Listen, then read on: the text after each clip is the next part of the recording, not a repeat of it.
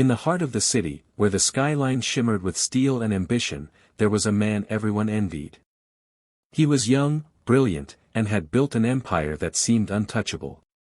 His name was whispered in boardrooms, his success splashed across magazines, his face admired on every business channel.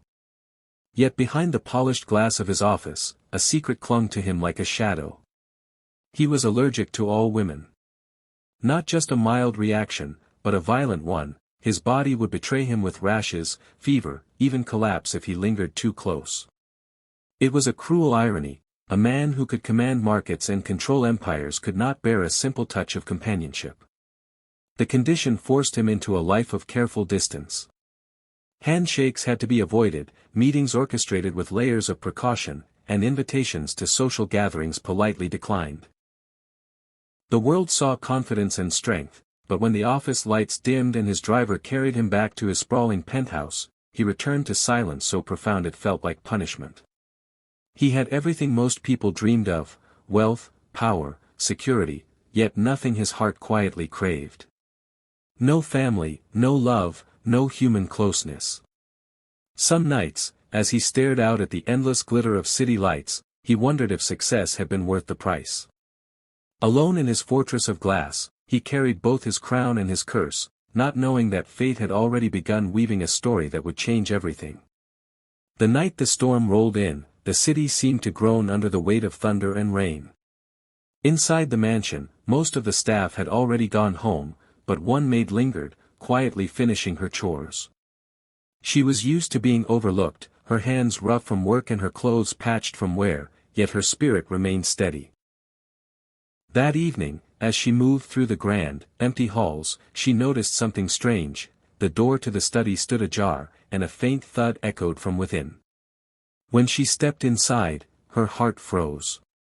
The CEO, the man she had only seen from afar, lay collapsed on the floor, his usually sharp presence dimmed by exhaustion.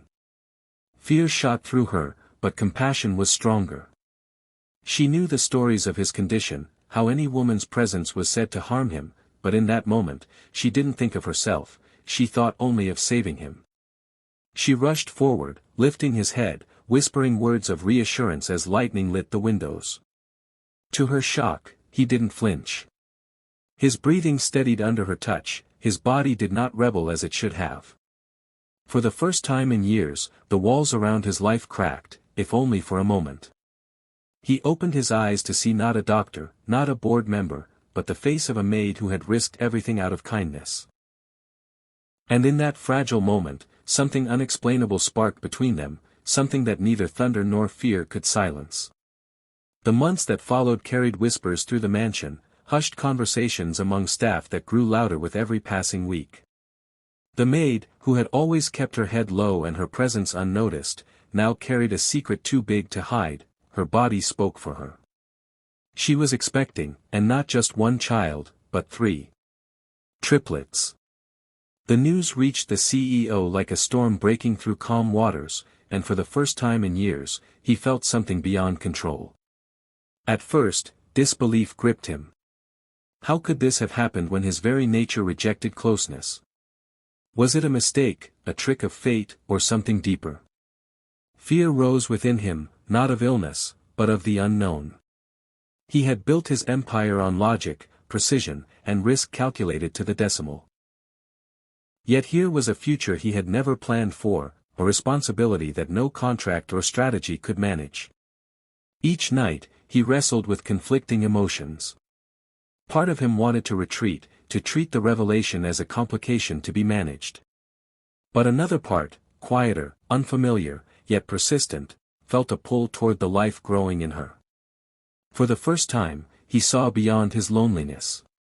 This was not a threat but a miracle, a chance to heal wounds he had buried for too long. Standing by the window one evening, watching the city lights blink against the dark, he realized that perhaps destiny had chosen a path he would never have chosen for himself, but one his heart secretly longed for. The weight of it all finally became too much for her. One quiet morning, before the mansion stirred awake, the maid packed her small bag and folded a note with trembling hands. She believed leaving was the kindest choice. She could not risk being the cause of scandal for the man who had already suffered so much. Better to disappear quietly, raise the children on her own, and spare him the burden of shame. Tears blurred her vision as she walked down the long hall, every step heavy with goodbye. But just as she reached the door, his voice called out. The CEO stood there, uncharacteristically vulnerable, no boardroom authority in his eyes, only fear of losing what he had just begun to find. He took a step closer, his voice breaking as he spoke. Don't go. Please, don't take them away. Don't take you away. She froze, her heart torn between doubt and hope. Then, in a gesture that silenced the storm inside her, he lowered himself to his knees. For a man who had never bowed to anyone, the sight was staggering. His eyes glistened as he whispered, "You gave me what no doctor, no fortune could, life, love, and hope. I will stand by you, and by them. Not out of duty, but because I finally know what it means to need someone." In that moment, the walls of fear and loneliness that had surrounded him for years finally crumbled. Compassion had not only touched him, it had transformed him. The mansion that had once echoed with silence now brimmed with life. Sunlight streamed through open windows, carrying with it the sound of laughter and tiny cries. The once lonely halls, polished but cold, were now warm with the shuffle of small feet and the lullabies of a mother who had never stopped believing in kindness. In the garden, beneath the shade of blooming trees, the CEO sat with 3 tiny bundles in his arms, his face softened by a joy he had never thought possible. No trace of the man who once lived in isolation remained. The fear that had chained him for years no longer held power, his body, his heart, had learned a new truth.